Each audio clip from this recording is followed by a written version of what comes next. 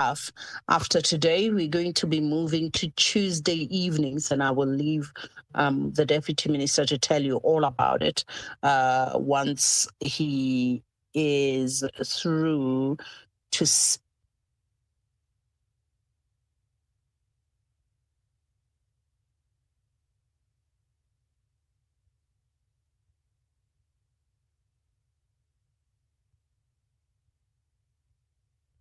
across the sector. And Deputy Minister has a number of guests lined up, and we will be able to take you through all of those. Thank you very much for joining us, and please send out invitations to your friends and others to join us for this. DM, this is your space. Thank you very much, Florence, and welcome to you and Sima, and also to our guest today. We, as promised last week, are going to be focusing today on the readiness of our institution to welcome university and TVET college students on campuses. And it has been quite a roller coaster of a week. On Tuesday, our department led by our minister made a public statement in terms of our readiness, and I know that many of the students were quite concerned with the fact that whether they would be funded by the National Student Financial Aid Scheme or not, whether they've been accepted by their universities or not, or their TVET colleges.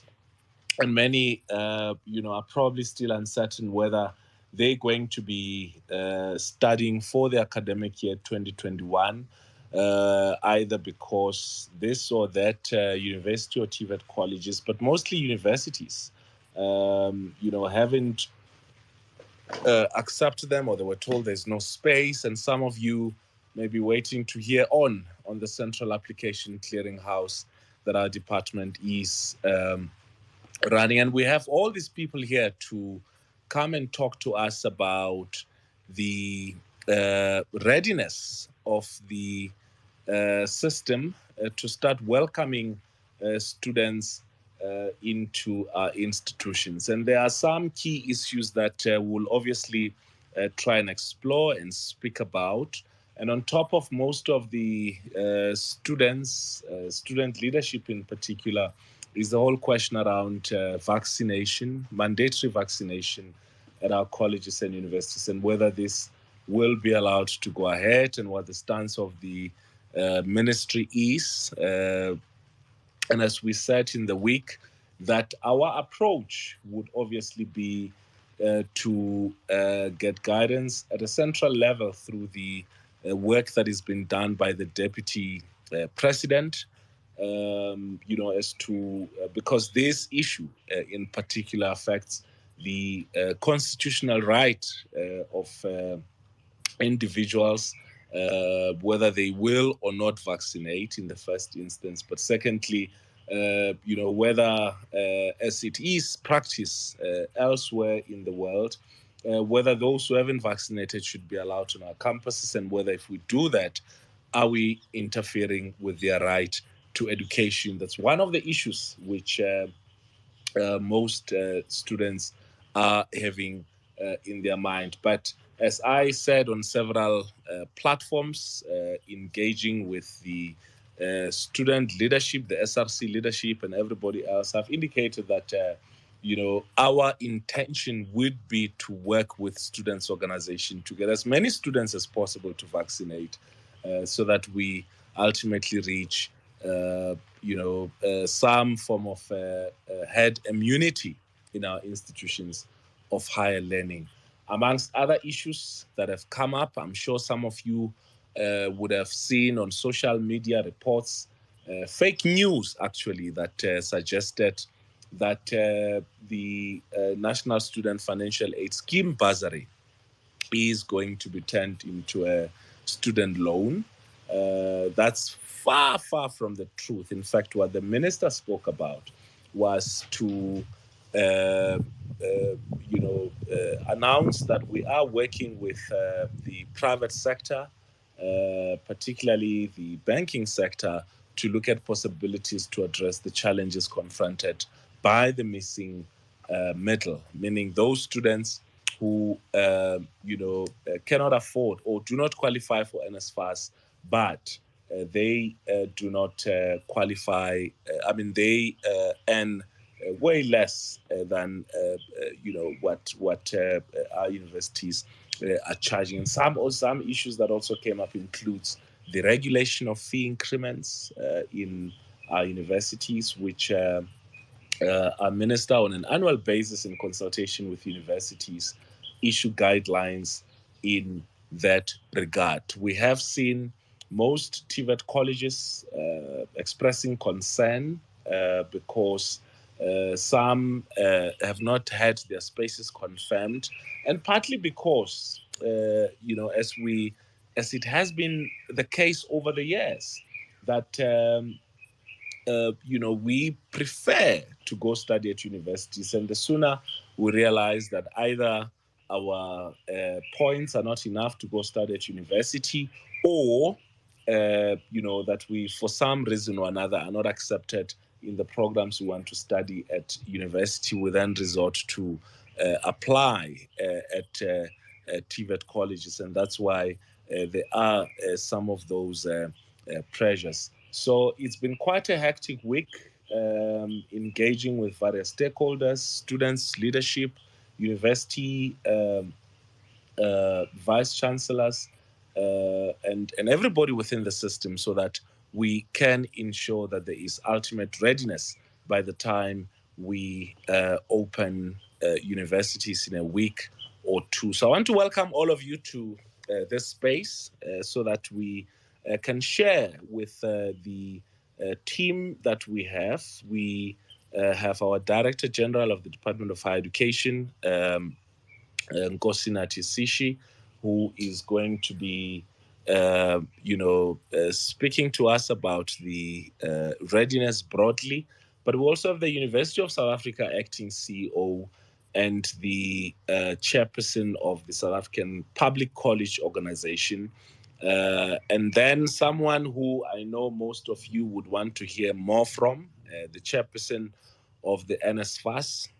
I hear he's been called Ernest Fass, Ernest Koza, Mr. Ernest Koza, who's the chair of the NSFAS, and the CEO of Higher Health, who's been with us on several of our spaces here, and also the SRC president of Coastal TVET College, Mr. Dumisani Nene, and the SRC president of the University of Free State, Luvuyo Jacobs, and that of the University of Pretoria, Tariq Lala, the SG of that SRC, and Cebo Kumalo, President Vets SRC, and the Central Applications Clearinghouse, Mr. Matthews Mahopela. If we already have the DG here, I want you, DG, just to briefly talk to us about the overall readiness. In a week or two, in fact, some students are already uh, on campus, but some will be beginning the grade track.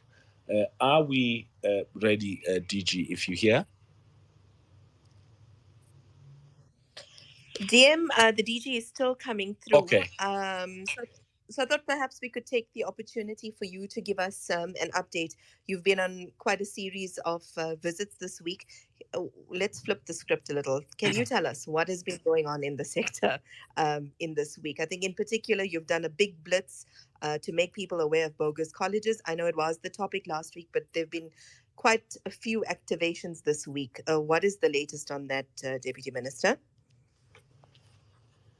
Look, we, and this has been quite interesting. Not as a result of, but as part of the discussion we had last week, we went to 4 colleges this week, 2 in Pretoria and 2 in Johannesburg. And of all the 4, only 1 was non-compliant. And I've learned, subsequent to my discussions with the officials in the department, that there has been persistence, which is Johannesburg City College. There's been persistence. The owner there has been refusing to register, and we've spoken to the police. We're finalizing the cases with the police, and that college has to be shut down and will be shut down until such time that it complies. And we're going to go further to ensure that the owner is charged with fraud, because he's been defrauding a lot of people, pretending to be providing academic qualifications that by our law, and so that's the one thing. But I think the big positive for me coming out of this is the fact that most of the other three institutions are fully compliant. And we committed to go back and check them, send officials to go and check them, so that they, rectify one or two of their paperwork. And we really want to appeal that if of a college, if you go in there and you ask, you want to register, and they're not registered with the Department of Higher Education and Training, or with our QTCOs, or the South African Qualifications Authority, or UMalusi, or any of the quality assurance body, do let us know. Sima will be, or Florence will be giving us the numbers as we did the last time. But I want us to focus on today's topic. And the DG can come in later. But I want to put the chair of the NSFAS on the chair. Chairperson, there has been some concerns from students subsequent to your issuing communique to universities on Wednesday, that they can now accept or inform students that their funding decisions have been made final. So some students have been quite concerned, particularly those who have been declined, in the appeals process. What has been going on in the NSFAS this week? Chairperson, Mr. Ernest Fass. DM, it seems Mr. Khoza is still processing some of those applications, being Friday afternoon. We have on the platform already Professor Ramnik Aluwalia from Higher Health. Perhaps you want to get an indication of how we're faring in that space, Deputy Minister. Okay, yes, Ramnik.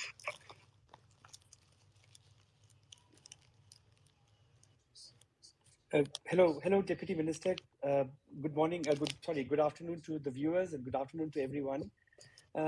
Deputy Minister, from higher health perspective, if you talk about vaccinations, which obviously is the biggest challenge at this moment, is to ensure that we get our first years who are joining us, which is our biggest area of focus. And not only just on the vaccination, but also on the holistic issues of student health and student well-being, predominantly when they're coming into the system, specifically also remembering the issues of HIV, gender-based violence, mental health. And Deputy Minister, you have been absolutely spearheading most of our campaigns on all these parameters. I think this is our biggest period of induction, where the first years and the message to the first years around the vulnerabilities that remain within the post-school education system, and their naiveness of joining the institutions, coming from a protective family backgrounds or guardians and parents, and coming to this new world of living outside the boundages of the parents and families, do bring vulnerabilities, specifically in a country like ours, where we have more youth pandemics, Deputy Minister. When we're talking about a pandemic like HIV, which is centered with 8 million South Africans living with this disease, and centered around with new infections among the young people, specifically between the age of 15 and 24, which is our cohort of our first years coming in.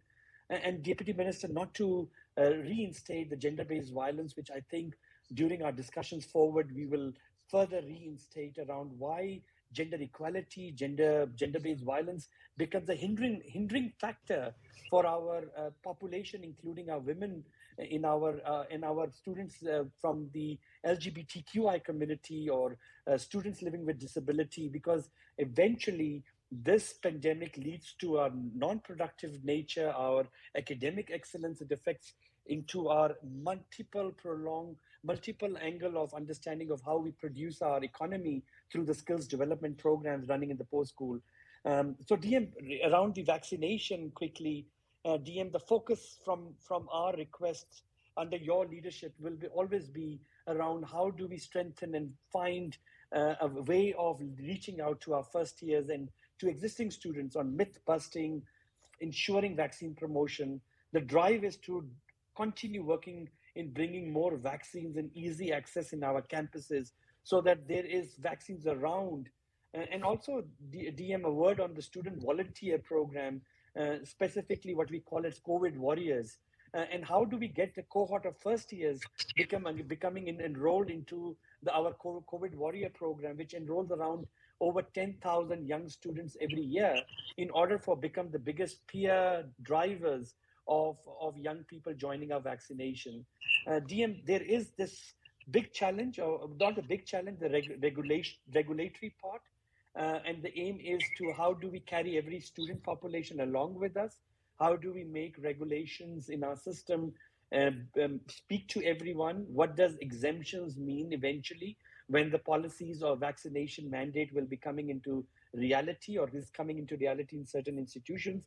How do we keep every student with us, ensuring every student has access to education while vaccination program continues on parallel side? So I think, Deputy Minister, at this stage, I'll be very comfortable through you when you ask me difficult questions, and I'll show the way forward around how we are preparing ourselves into a year which will be coming up with a very important knowledge, which the minister has said, an opening of the 2022 into more contact learning, which will eventually help us in ensuring that the COVID-19 is balancing through saving lives versus saving the academic year.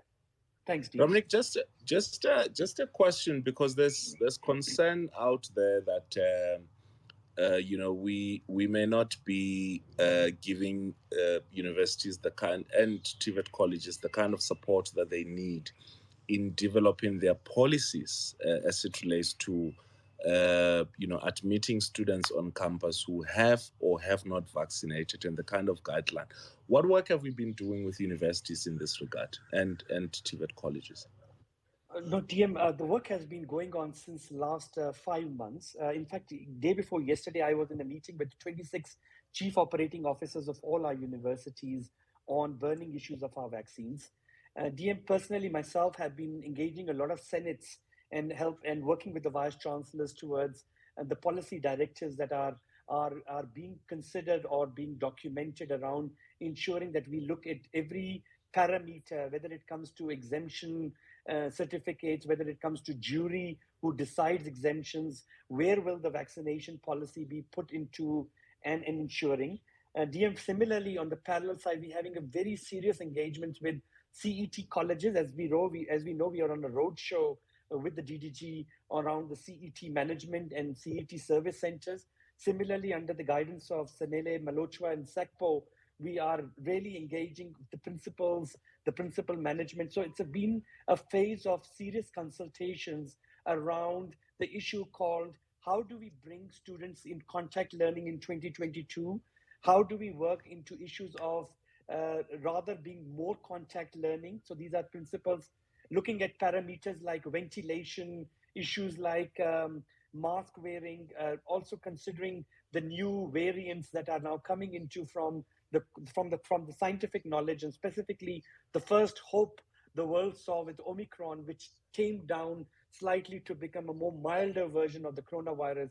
Including on the parallel side was our natural immunity and the vaccine immunity, which is now adding into the human immune system that never existed when the novel coronavirus came. And now looking at that as a scientific picture with our scientific review team in higher health, in partnership with NICD and Department of Health, we've been doing continuous workshops around now making the knowledge of how do we apply that into a post-school education system. And in the same system, now DM, we are drafting what we call it as a guideline, which the minister announced during his speech on his press briefing to the public recently, where he says about the guideline on the issue of policy, which now being is a phase where after the whole consultative process, we now documenting our findings of the consultation, which means once we document the findings of the consultation, which gives a broad range of parameters to consider. Number one, not leaving any student behind. Number two, making sure the first years have access to vaccination, and then looking at congregation of settings like classrooms, laboratories, residences, and putting certain document together that will now become the directive Okay. guidelines, which still needs to be consulted, DM, under your leadership Okay. with unions, with student unions, before eventually it will become a directive going forward. So, DM, that's where we are, and I think we made long strides, and we are at a phase where a conclusive positions are coming, which is good, but DM, still a consultative process still needs to be moved further. Okay, I want to bring in before I get back to our DDG, Dr. Tani Levin. I want to bring in the University of South Africa acting CEO, Professor Linda Meyer. Now there has been concerns, Linda, that some universities have unilaterally introduced the vaccination policy without consultation, particularly with students, and that this has a potential to, upset the reopening of universities in the next few days, because some students feel strongly that they will not vaccinate, and some universities are quite adamant that those who haven't vaccinated will be excluded. Is this the case?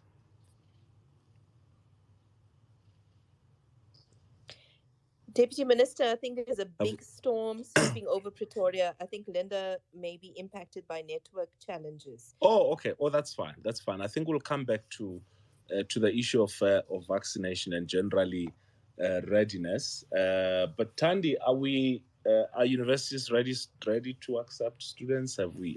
Is registration happening on our campuses?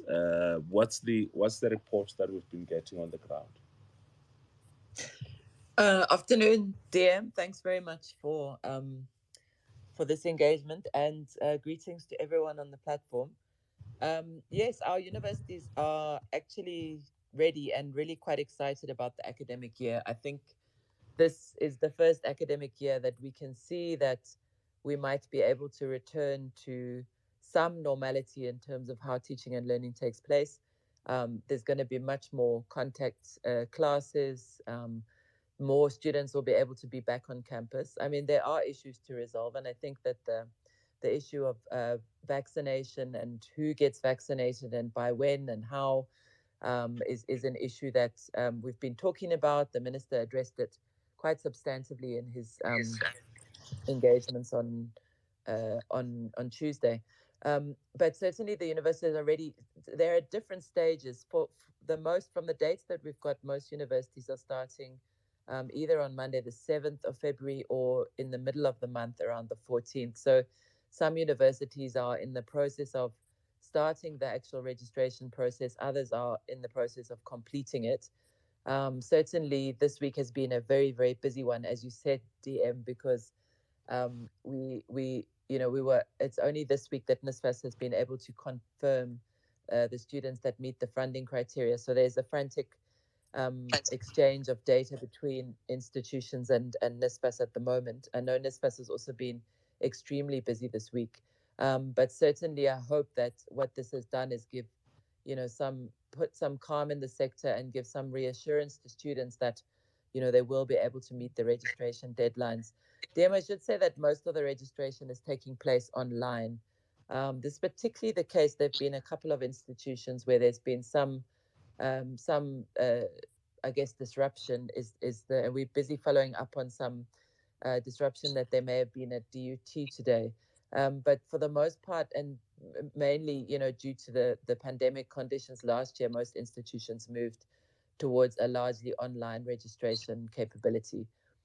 So I think that in the next couple of weeks, it's going to be extremely busy, but it's also very exciting because of the fact that there's more things can happen face to face.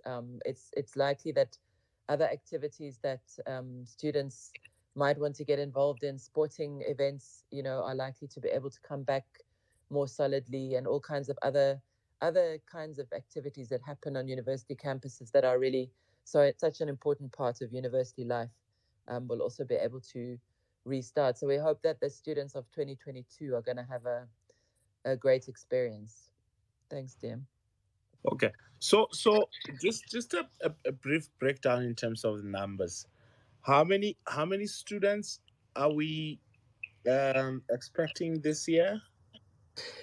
Yes, thanks for that. So we've got just 208,299 new spaces, so just under 210,000 new spaces. Those are for students that are entering for the first time. In the system as a whole, we're expecting an enrollment of just over 1.1 million. So that includes the returning students. As you know, a good third of the students in the system are registered at UNISA.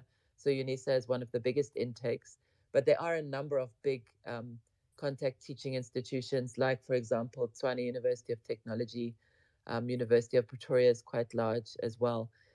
So those are the numbers of students that we're expecting. So we are growing in the system, and over 1.1 million students in the university system is a substantive number for 26 public institutions. In the TVET colleges, Yeah. also Okay. around a similar number. Yeah. Thanks. Yeah. Okay. Thanks a lot, Tandy. Chairperson of NSFAS, thank you for joining us.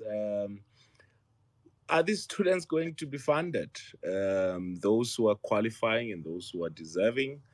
Some of them have been complaining that the system is down. We seem not to be able to get to know what our status is. Some who have been informed that they've been declined are saying they're getting some frustrations, to appeal. Have these issues been sorted out? Thank you so much, DM. I hope you can hear me this time around. Yes, we can hear you. Yes. Thank you so much, DM.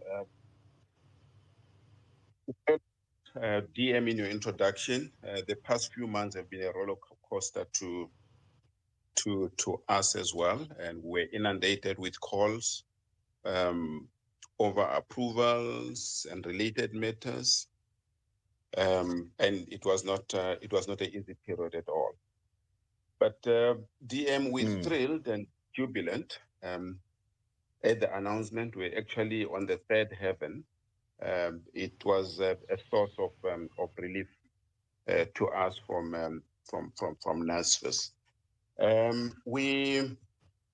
We are happy, DM, to confirm that we have made reasonable volumes of approvals.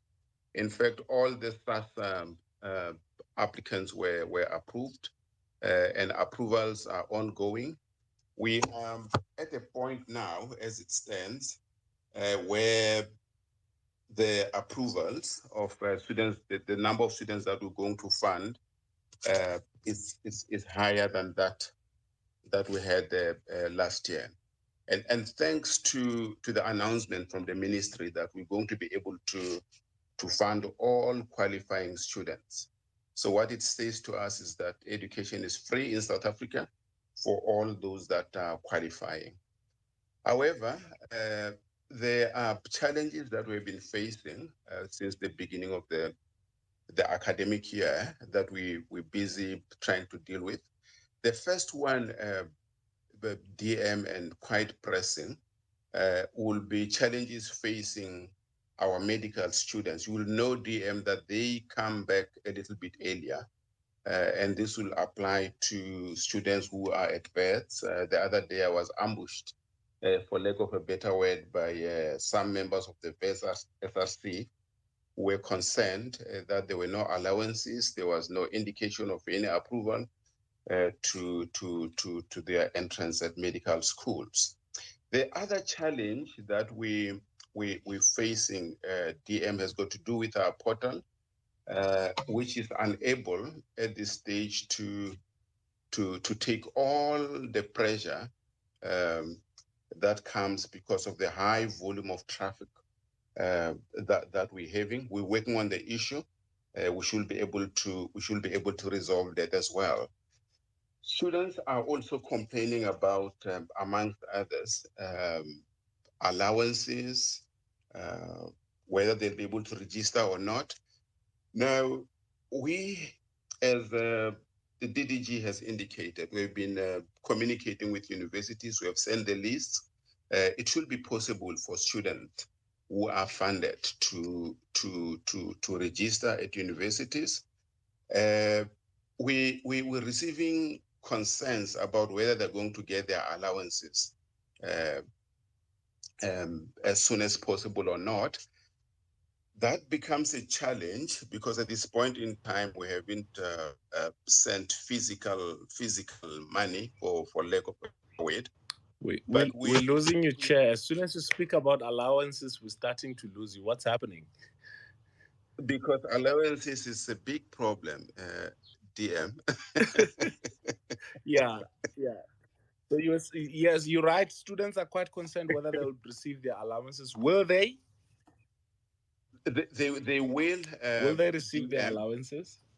They will receive, DM. This is what we're hoping will happen, and we have traveled this road before. As soon as universities get confirmation that the students will be funded, as it happened in the past, universities will be quite willing to advance the students. There are certain cases where universities, because of their cash flow problems, will find it difficult to do so. It happened in the case of the University of Fort Hare last year and UNISA. That is an issue that we can discuss with them and see how to deal with that. So they will receive their allowances. The other challenge, DM, this may well be a policy matter for discussion later, has got to do with student accommodation. One of the disadvantages of approving loan, assistance to NASFA students late, is that they end up losing their spaces at university-owned residences. And the situation of accommodation is quite dire. We engaged with various universities this year, where amongst others we're inspecting the state of accommodation at those universities. CUT was one of them. And we came to realize that students were living in appalling conditions. Some of them were even living in caravans, uh, some with no electricity, no Wi-Fi, no necessary material for study. It's an issue that DM, we think we should strengthen our hand on, because research has proved that there's a relationship between where students reside and their performance. So of the 11 billion rands that you're going to give us for accommodation, we're going to be strict on what we expect of the accommodation providers, and we're going to make sure that that is used in such a manner that students have got accommodation that is in tandem with their requirements to study. Now, the other burning issue, DM, from students has been the issue of appeals. And related to appeals are what we have come to call the N+1, N+2 rules. Now, we have changed the way we used to run appeals. Appeals are no more going to be done at universities. Students will have to do that directly with the facility that we're providing. And what will happen is that if a student makes an appeal today, then that matter should be concluded. That matter should be concluded in 30 days. So we're going to run appeals slightly differently. Thank you so much, DM, and thank you so much for the announcement. Just a quick question, Chair. How many students are we, prospective students, are we expecting to be funding as NSFAS this year? And the breakdown in terms of university and in terms of TVET colleges. Um, yeah.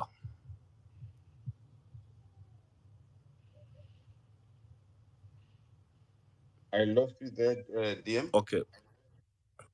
Now I was asking you how many students at university and how many at TVET college.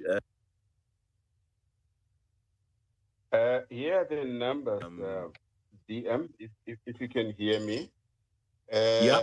The, the number of new students thus far that we're going to fund from universities is 170,441. At TVET colleges, that will be 184,740. So the total there is around 355,000. So this will be the new applicants, but this figure may change because we're still approving new students. So this is as opposed to Okay. continuing students whose statistics are as follows: 370 for university students and 160 for TVET colleges, the total, which is about, which comes to about 533,000. Okay. Now, part of the big challenge, and I want to go back to the issue of allowances before I bring in Sima. Part of the big challenge in that some students have been complaining that their allowances have not been paid on time, and I understand that the NSFAS has been working around the clock to try and fix this. What has been the issues around payment on time of allowances, and how have we fixed this? DM, the issue of allowances is slightly bigger than that. If I may preempt some of the questions that we're going to receive earlier on, later on. One of the concerns that students have been raising to us on allowances has been, why does this figure remain the same year after year? Is there no consideration of, other things, economic conditions, and all that? And a straight answer to that, it's, our resource levels have been an informing factor on how we dealt with issues of allowances. Now, we got so many complaints as well about whether allowances are there on time or not. And part of the solution to that, DM, we took a decision to revisit the payment system. And as it stands, we have now started the process to have a new payment system that should be relatively much more faster, and that should respond much more appropriately to the concerns of students. We hope we'll be able to then address the concerns that students have been having on payment. Okay, thank you, Chair Sima. Thanks, Deputy Minister. I'd like to bring in Comrade Tariq Lala, the SG from University of Pretoria. Tariq, you're on the platform. Take us through. You've listened, I know, from the start. What's the position at UP at the start of this academic year? Hi, yes, am I audible? Yes, you are, Tariq. Please go ahead.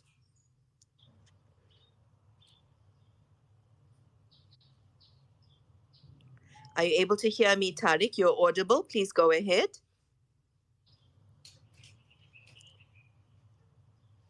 I think there's a problem on the speaker, Deputy Minister. We'll bring Tariq back, but I see the WITS SRC president is on the platform. Good afternoon, Debo. Can you take us through what's the situation at WITS at the start of this academic year? Hi, how are you?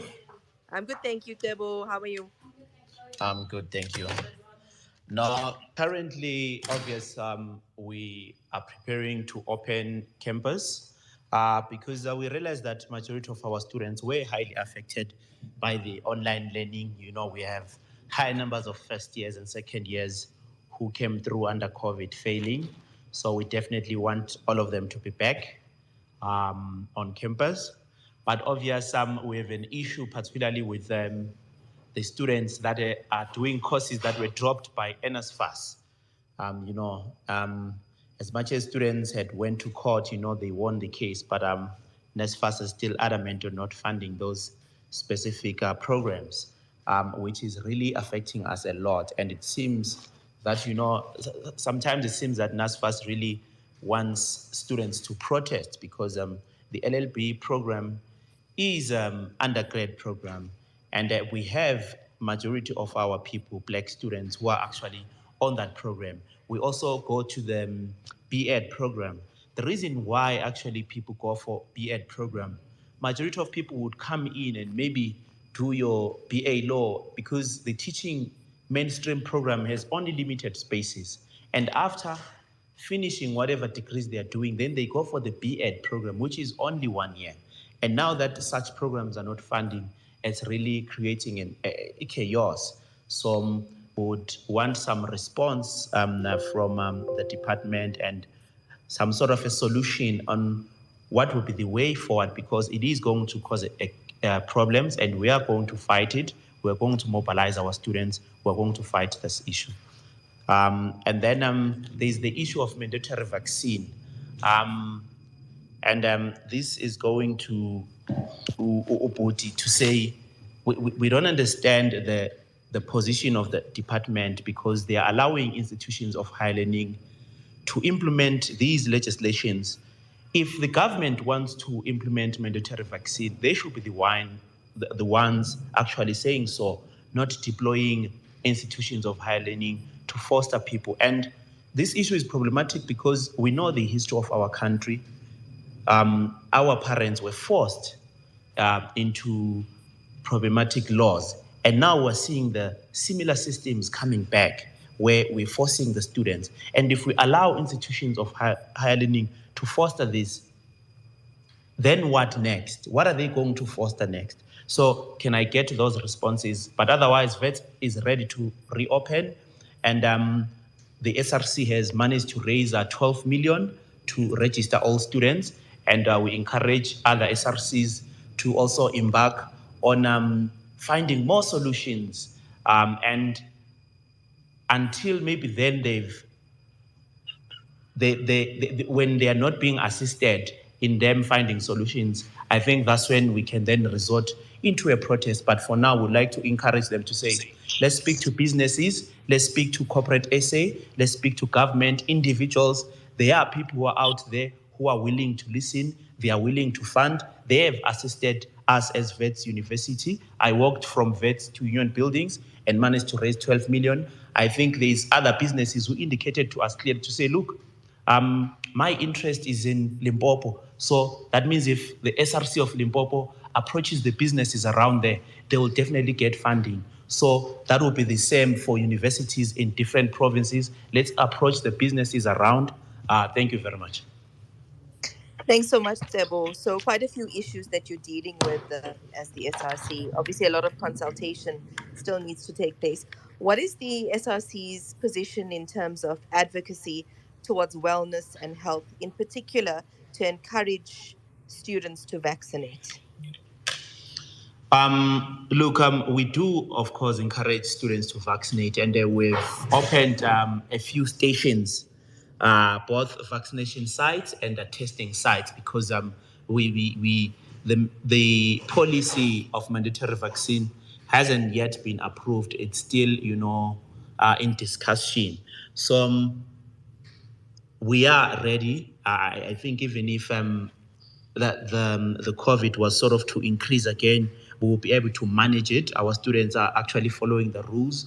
With higher numbers of students who have actually vaccinated, and obvious those that do not want to vaccinate, there are specific leeways that have been created to say maybe if you don't want to vaccinate for religious reasons, you state so. If it's for medical reasons, you say so. But we are ready in terms of everything. Thanks so much, Tebo. So lots of information coming there through from you, but I think what's encouraging is the drive to vaccinate. Is strong with the SRC as well. Tariq, you're on the platform again from UP. Take us through what is the position at UP with regards to the state of readiness for this academic year.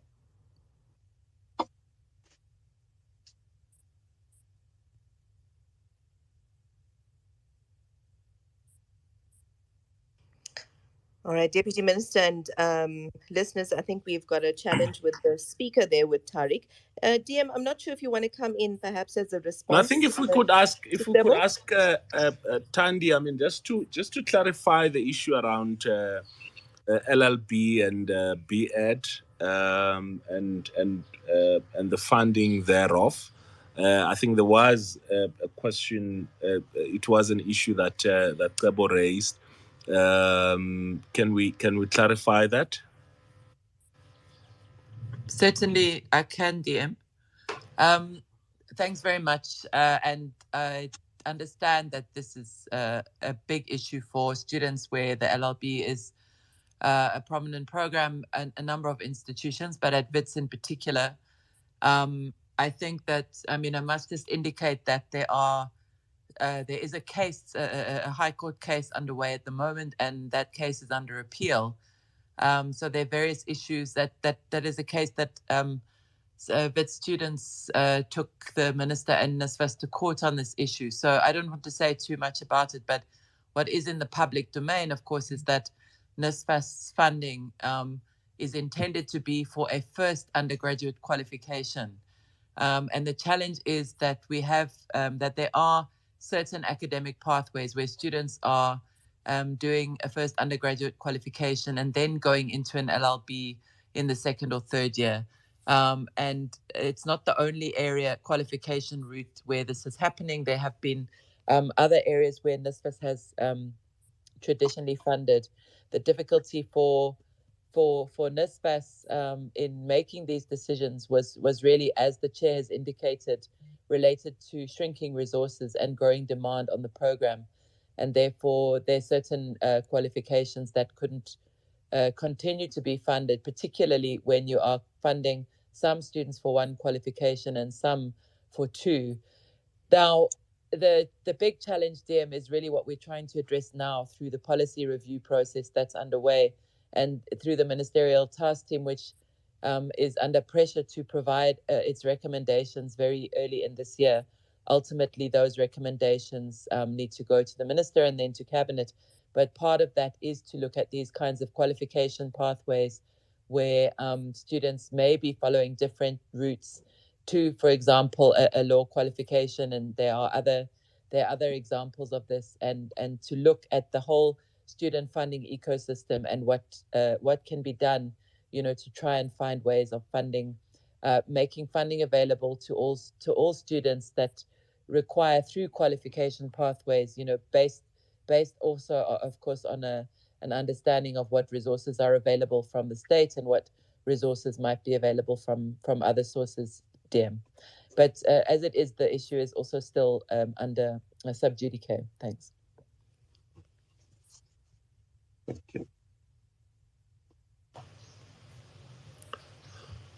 Okay, thank you for that, Tandy. Now, Ramnik, Higher Health did a survey sometime last year to check in the number of students who vaccinated, and I think it was quite interesting to hear Tebo saying that it's a high number of students who are going to VETS who vaccinated. But what are the numbers that you got from your survey last year in terms of vaccination?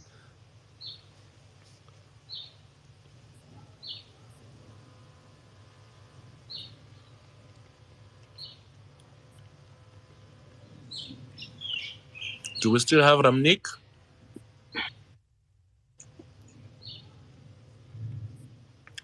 Okay, we'll get back to Ramnik just now, and maybe Chair of NSFAS, if you do you want to say anything about the comments from the SRC President at Wits? Yes, thank you so much, DM. Also to congratulate him and his colleagues for engaging the private sector in raising funds for students. I think the time has come for us to call upon the private sector to do its bit in assisting tertiary students in the country. So congratulations to him. But on the LLB matter, and I'm aware it's a sub judice, we can only say this much. We have discussed this at several forums with SAUS and at many other student forums, because this seems to be a very serious matter at VETS and to some extent at UCT. And linked to this issue of the LLB is the issue of the PGDCs, those that are doing higher diploma in higher diplomas in education. Now, as the DDG has indicated, this is beyond NSFAS. It's a policy issue. Policies say we fund basic degrees.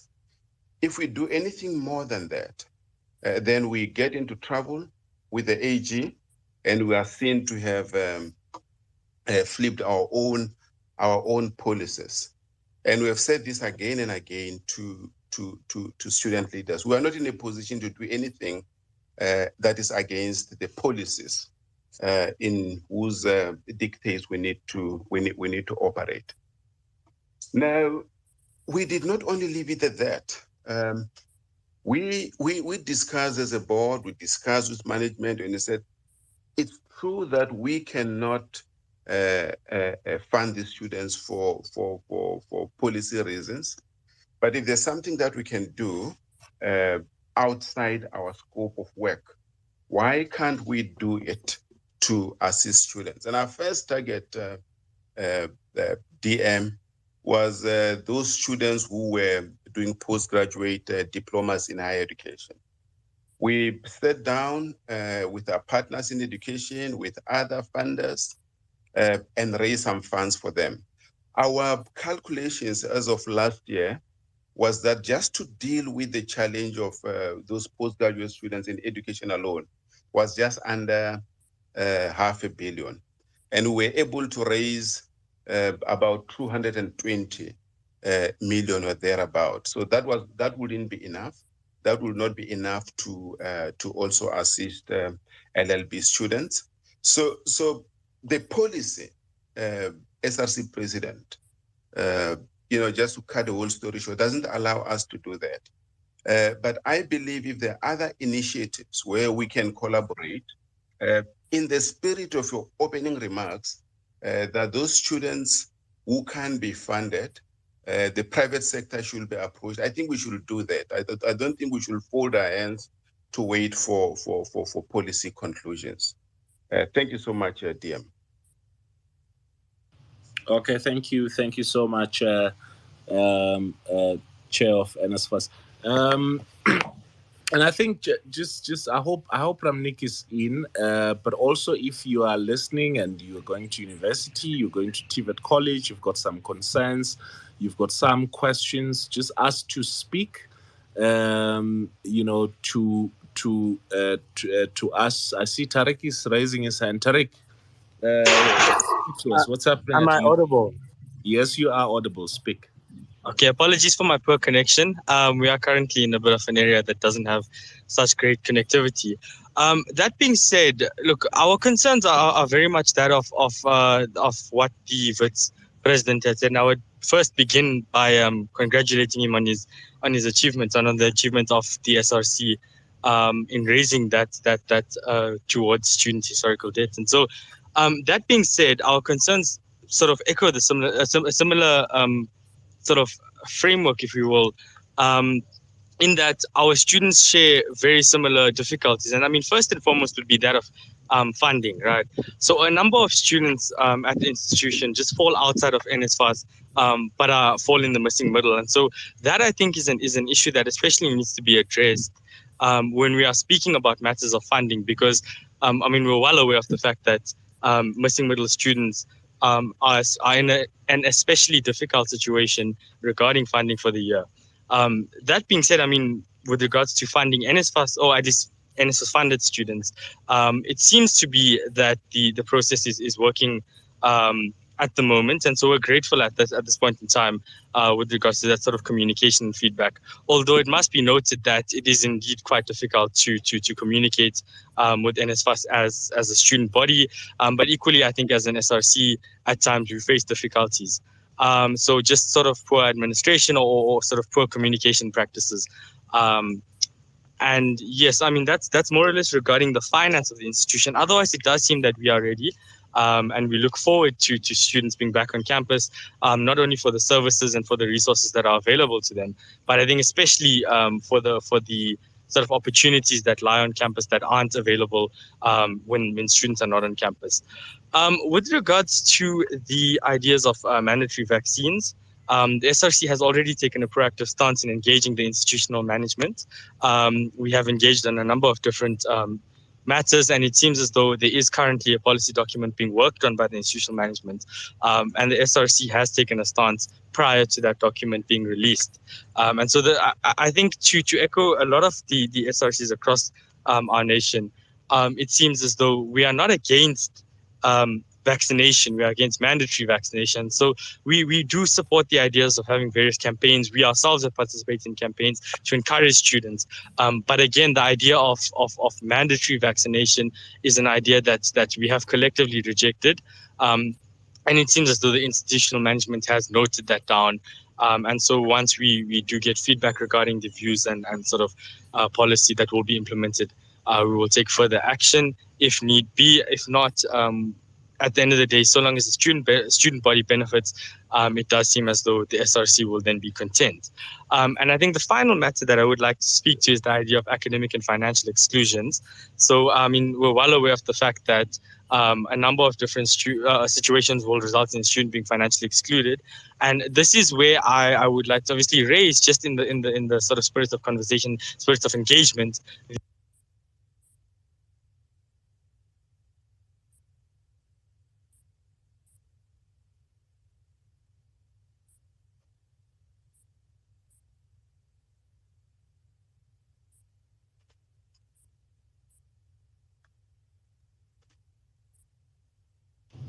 I think Deputy we've Minister, I lost think, Tariq yeah. again there. But Ramnik, you wanted to come in on on vaccination? Thank you, DM. Apologies for my signal break also, DM. DM, as much as the country data is worrying when it comes to young people taking vaccination, which I'm talking about now, above 18 years old, and also now comparing the data also now coming from the 12-year-old, which is people who are either partially vaccinated, means they are put into the vaccination program, or they have been fully vaccinated. Comparatively, DM, higher education been doing extremely well comparatively. DM, according to our ground survey data and our health check surveys that are frequently every day monitoring the situation on the ground across our campuses, we are touching around 57% of our student community who are either fully vaccinated or partially vaccinated. Out of our 1.3 million student data survey, which is about 1.4 million as per 31st of January 2022, which is about 3 days before the data results. DM, we are partially vaccinated over 250,000 students and fully vaccinated over 650,000 students. So clearly shows that we are reaching around 58 to 57.5% of our population partially or fully vaccinated. These are encouraging signs, DM, that our students have started believing into the vaccination program. We have seen from the field work as well as across the globe that once the students falls into a partially vaccinated program, there's 100% success rate that the person completes a fully vaccination program. And also we are now monitoring how the booster program will move around, because eventually the same population 6 months down the line will also start becoming eligible to the booster vaccination drive from here on. So DM, encouraging signs, very encouraging, still a long journey to follow, but a 57 to 58% result is outstanding in terms of where it doesn't find us where we should be, but has really got to where we should be, thanks to the SRCs, thanks to everyone.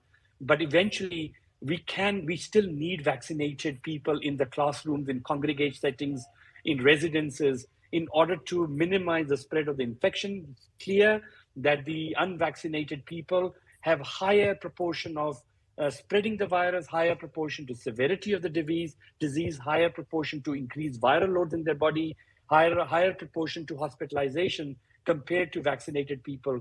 So there is a lot of merit when it comes to guidelines that speaks to issues on regulations around why vaccinated people needs to be put into congregate settings. But education needs to be in perspective around how do we bring access to the first years. And I think, DM, when the first years start coming into the vaccination program in big numbers, our numbers should spike up. And through your campaigns and campaigns through SRCs and institutions, we should be seeing around 80 to 90% DM in a couple of months from now. And that's what we are praying, DM.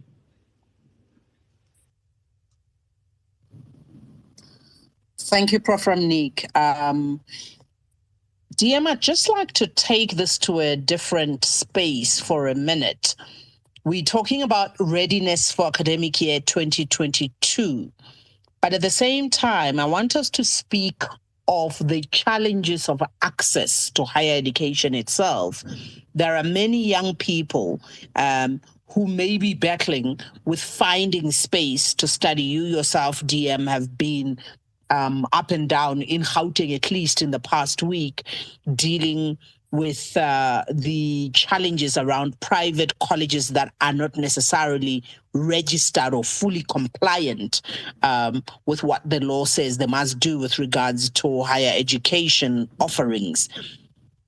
I want to speak to Matthew Mahopela, who's at Catch, which is the Central Applications Clearinghouse, to talk to us about how the process works, how the system of Catch works, and how young people who are desperate for a space, you've been given the green light by NSFAS saying you can study, you are eligible for funding, but you do not have a place at an institution for higher learning.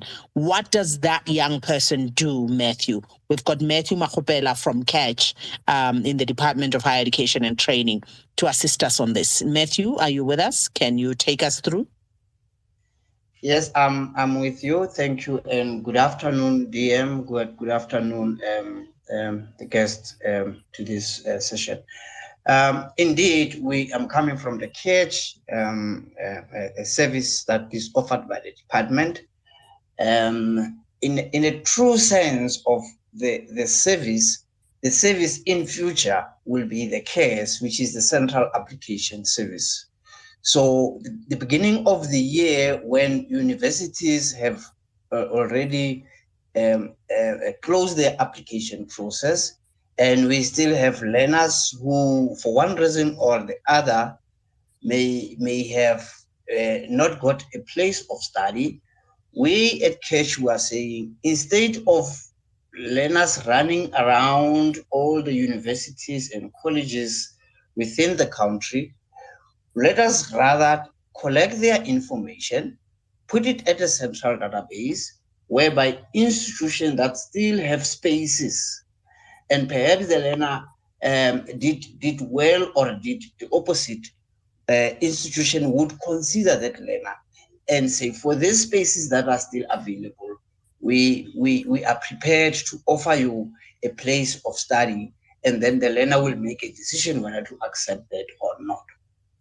Now, having said that, now there's some sense of confusion. Perhaps that's something that we should clearly articulate to the learners there, to the public there.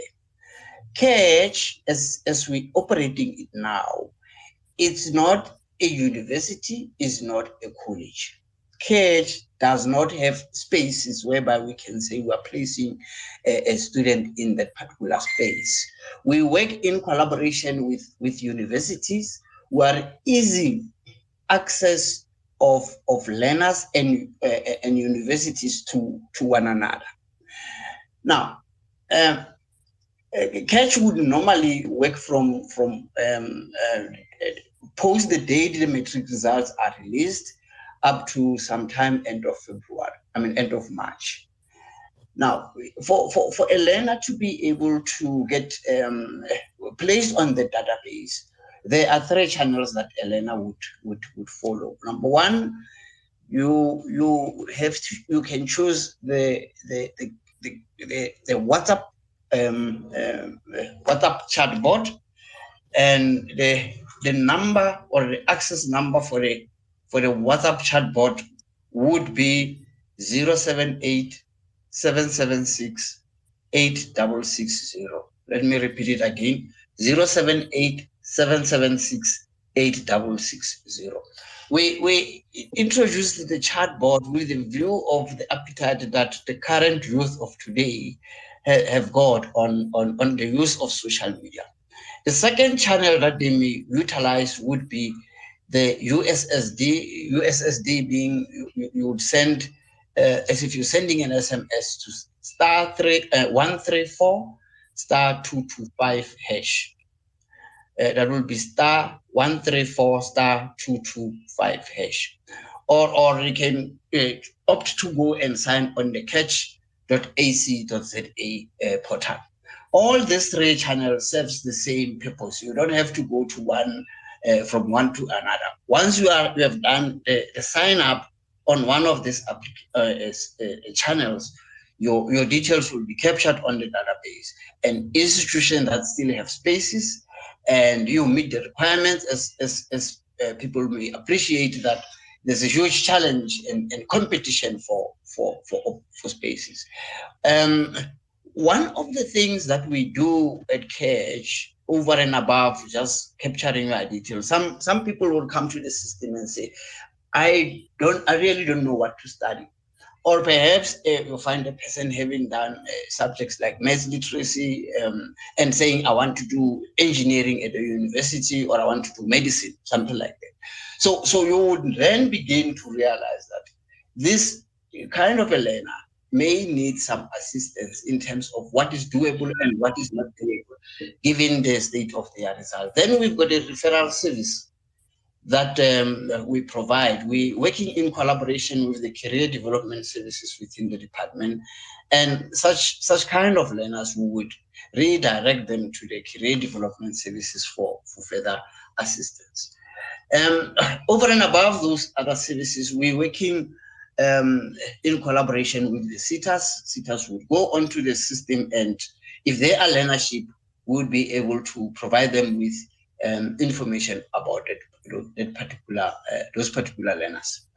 One challenge that we have experienced and we are continuing to experience over the years is because of the limited number of spaces within the public sector.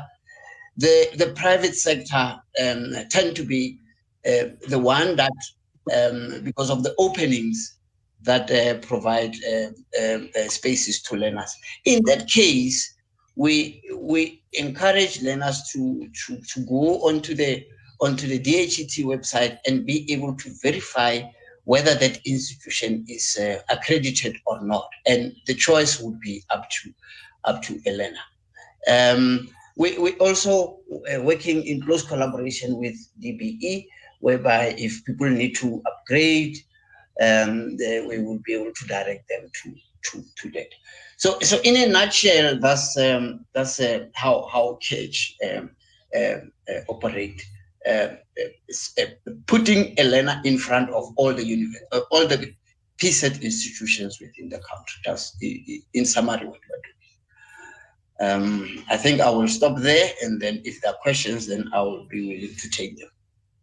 Let me just ask a question then.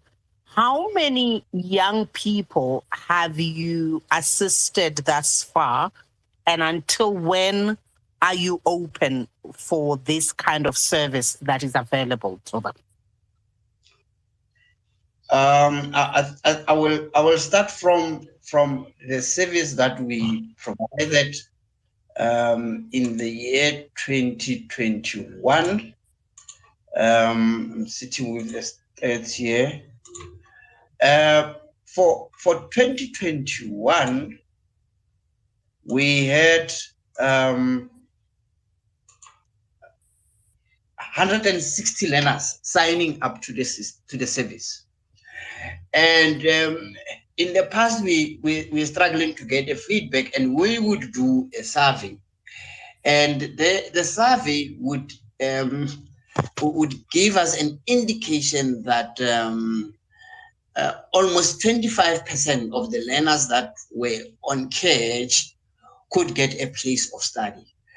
And almost 3%, very few, would be employed, and 4% would be rewriting matric. The majority, given the demand for spaces, the majority, about 68%, would still be seeking employment or seeking a place of study. And in that case, that majority, we normally would refer them to CDS to assist them in considering other options available. So that would be the stats for 2021.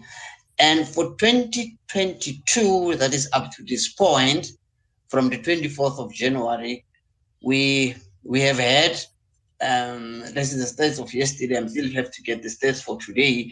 We have had 55,229 learners that are signed up on CAGE. And the stats is proving as correct that there's a huge appetite for the use of social media. Of the 55, almost 28,000 signed up on CAGE through the WhatsApp chatbot. We were planning to have institutions beginning to access the CAGE system to retrieve information about learners they're still interested in. Because of some glitches that we would have had on the system, we have negotiated with institutions that the system would be readily available from next week Monday. So that's where we are in terms of how we CAGE is performing from last year up to today. Thanks. Thank you very much, Matthew. And just the last one from you. Where is CAGE accessible? Just a quick one in terms of the USSD, the online presence, and a number if they need to call, or the SMS line. Right. CAGE is accessible, as I indicated, via 3 channels. One, that will be your WhatsApp. You can just go onto WhatsApp and then send just a hello to 078 776 8660. Alternatively, we can use a USSD, which is *134 *225, or you can go to the CAGE portal on cage.ac.za. More information can be found on the CAGE Facebook account, which is CAGE_SA. So that's how one would get in contact with CAGE. Okay, so the young people must ignore the CAGE handle on Twitter. Is that not going to help them out? Yeah, the CAGE, I beg your pardon, the CAGE handle on Twitter is also usable. All right. Thank you very much. Can I just go back to Deputy Minister to say, at this time of year, DM, there are things that one would say are regular trouble spots that come up where students are concerned, perhaps where institutions and their workers are concerned, and where generally we know these are the flags that are likely to go flaring up at the beginning of the year.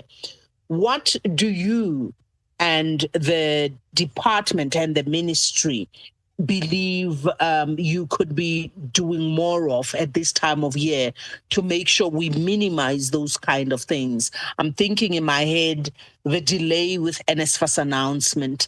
I'm thinking the concerns with bogus colleges. I'm thinking the concerns right now with the vaccine mandate or lack thereof. How do you believe we could be handling and communicating these better? DM? Well, I mean, obviously, I think we've done our best to ensure that we work with institutions of higher learning, from the department and ministry's point of view, but also working with the NSFAS and with the different agencies, and the stakeholders. I mean, we've met students, student leaders for quite a number of times building up to, the reopening, and together with the university, South Africa department's officials have actually heightened consultations and engagements, but also oversight in ensuring that we avert potential crisis. And of course, over the next few days, we will be, convening, as the minister has said, the ministerial task team on COVID-19, which now has to look deeply at the question of, vaccination, so that we look at the potential of finding some level of harmonization as we are looking forward to the work that the deputy president is doing in leading the country in this regard. I heard you, Cebo, when you were saying that we shouldn't have the universities becoming the foot soldiers of imposing policies that are unjust, on our people, and that these policies, this has happened even before under apartheid, and that there is no intention, at least on the part of government, to impose measures in a draconian fashion and that are against the constitution. Our interest is to ensure that yes, students have to have access to education, but also students have to graduate alive, and that in the process, we've got to balance between individuals' rights and collective rights, and the limitations that are imposed, on those rights. But I, I also think that the work that we did, building up to securing the shortfall that the NSFAS had, at least guarantees us that we wouldn't have these kind of uncertainties in the next 2 to 3 years. And also included in that work is the work of the ministerial task team that is almost concluded its work, and that the minister would be issuing that for public discussion and consultation. So we think that yes, we would want to see a situation where in the post-school education and training system reopens without any hiccups, without baptizing new students into strike action,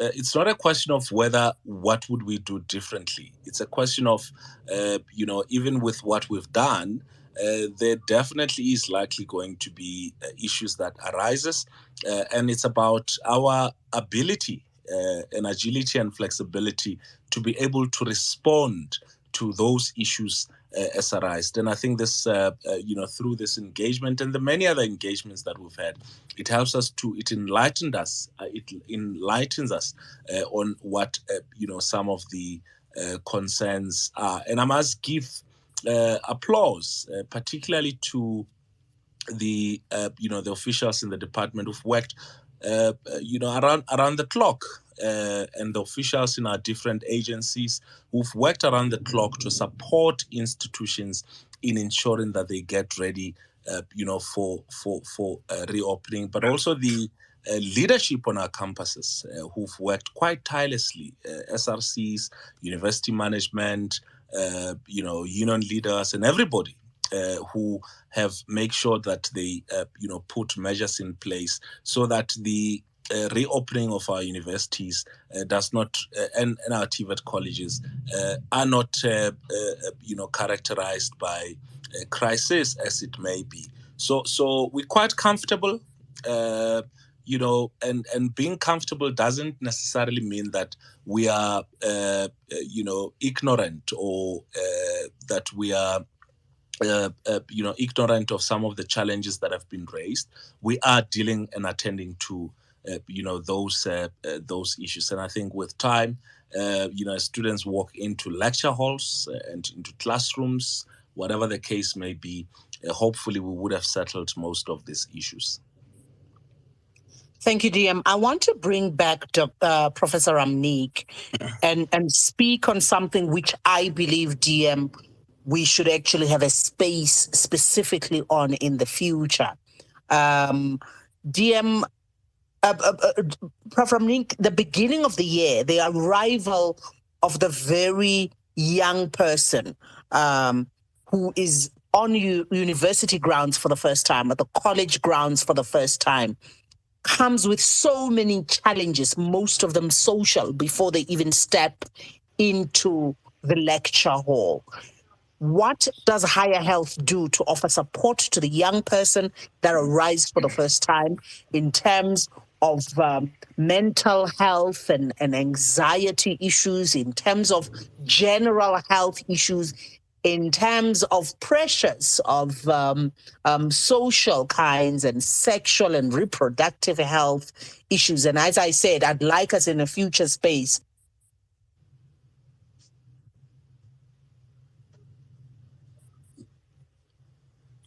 Thank you, Florence. I lost you a little bit, but I wanted to check through you, DM or Seema, if you can hear me, or it was only my signal. You are perfectly audible, Prof. I think what Okay, Florence was going to get to is I think the heard second her. part of her question was what are the plans going forward for especially first years in terms of sexual reproductive health and similar issues.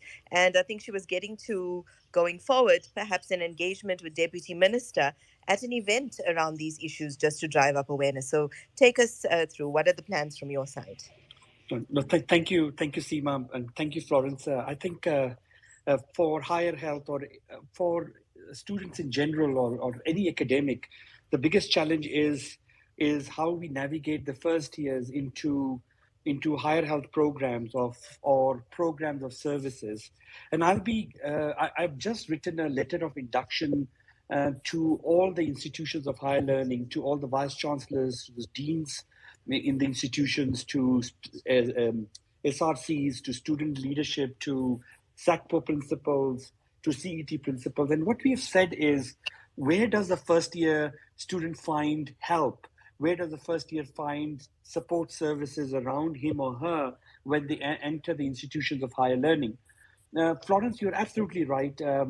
It is very difficult in few minutes to explain how difficult it is when you come as a young person, and specifically, predominantly, South Africa in reality is a developing country. You know, sometimes we benchmark ourselves against the first world or the West, but the reality of South Africa is that we are a developing country and we have challenges of developing country, which means poverty is our biggest area, and students come from most disadvantaged backgrounds into our spaces of higher education.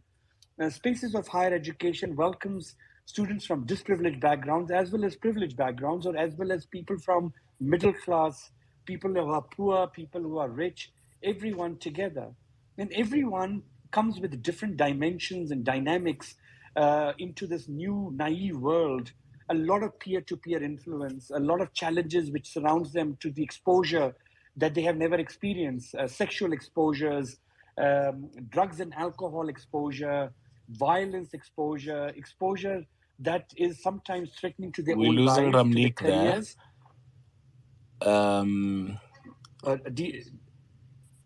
Yeah, I Hello, think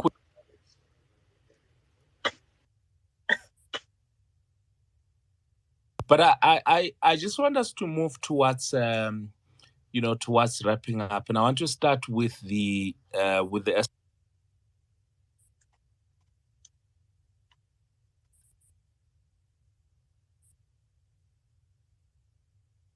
then words as well to the and are you still with us, Tabo?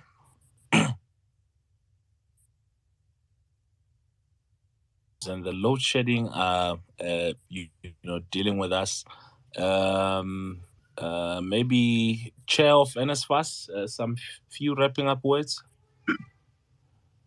Thank you so much, DM, and once again, thank you so much to the ministry for the work you did to make it possible for us to fund all qualifying students. I'm saying this, DM, because NSFAS is the hope of half the tertiary student population in our country, as the DDG indicated what the statistics look like. And a hiccup from the side of NSFAS affect more than half the population of students at our institutions of higher learning. And by extension, DM, it affects their parents, it affects their siblings. So I could even guess that it affects about 5 million members of Okay, our but you're going to get 2 citizenry minutes in now. this. Thank you so much. We hope, DM, next year there'll be more certainty by November at the very latest. But thank you so much, and we'll use whatever funds that you have given us to the cities of the students and for more purposes of transformation. Thanks, DM.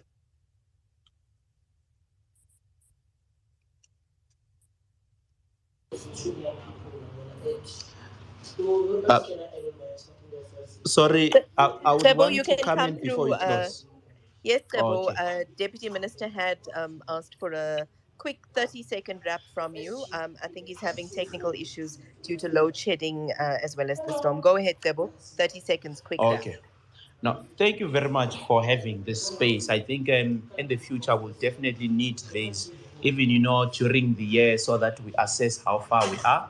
But I think we need a separate discussion on the issue of the dropped programs by NSFAS. If it's possible from your department, can we organize something on along those lines? And then another issue I wanted to touch is an issue on TVET colleges. I think they need to be capacitated a lot, because currently there's specific skills that our own people here in South Africa do not have. We have to source in people from other countries. For example, skills like welding. These are things that TVET colleges should be able to add, to provide. The moment TVET colleges are capacitated, the numbers of students who even apply at universities are going to be moderate. You won't even get 100,000 applications, because students will know that TVET colleges are dignified. They are treated as in having the same status as universities. Thank you. Thank you so much, Debo. I think your comments are well noted. As Florence mentioned at the start of this space, it's going to continue next week, not slot. We're coming through on a Tuesday evening. So look out at Deputy Minister's handle for updates on that. Tandi, we'll bring you in to have the last bite of the apple. What is your word of advice for everybody in the sector as we officially kick off academic year 2022? Thank you, Sima. I think I just want to give everyone our best wishes, the colleagues in the universities, the students, the NSFAS, and everyone that's working really hard to make this academic year the best one we've had for a while. I think that we, as Deputy Minister had indicated, we have been working extremely well together. I also want to give reassurances that on the issues that require policy stability and engagement around funding and financing issues, that the department is working really hard on these issues, and we recognize how important they are. And we will keep working really hard with that, and working with our partners in the sector, as well as the student leadership and the leadership of the universities, to do that. So thanks very much for this opportunity as well. Thanks. Thank you, Dr. Lewin. Yes, Sima. I was going to say over to you, Flo. I think this is a momentous for us. It's the last off the cuff for a while on a Friday afternoon. Excited about next week. We head to a new time slot with Deputy Minister in the evening. Am I right? Yes, we're going to move to the evening. I want to start by apologizing. The Deputy Minister got cut off, but there's a really horrible storm going on at the moment in Johannesburg. So he might be in a place where the lightning is doing its thing. I don't want to say anything, but, most of us were told shut everything up and hide your TV with a blanket and stuff like that and the mirrors. So, no, I'm not saying anything about what the DM is doing as the storm is going through his home at the moment. We also have the storm troubles. Thank you so much, everybody, for being with us. We're going to share information, but please note Tuesday evenings, 19:30, 7:30 on Tuesday evenings. That will be our next stop. And I just want to reiterate on something that Tebo did say. Our topic for next week is going to be on TVET education options, as to why you should pick TVET for your education, what is available for you to study at TVET colleges, and what a TVET education can give you moving forward in life. So thank you, everybody, for being here. Thank you to the chair of NSFAS, Mr. Enes Koza. Thank you to DDG, Dr. Tandy Lewin, for joining us. Thank you to the colleagues at CATCH, the Central Applications Clearinghouse. Thank you to Tariq for joining us from UP. I know the storm was harsher on your side in Tshwane. Thank you to Vet SRC Tebo for joining us. And thank you to Professor Ramnik at Higher Health as well for being with us this afternoon. Thank you, everybody, for joining this session. And we are sorry we couldn't take too many questions from everybody in this space. We are coming together again on Tuesday evening at 7:30. Bye-bye.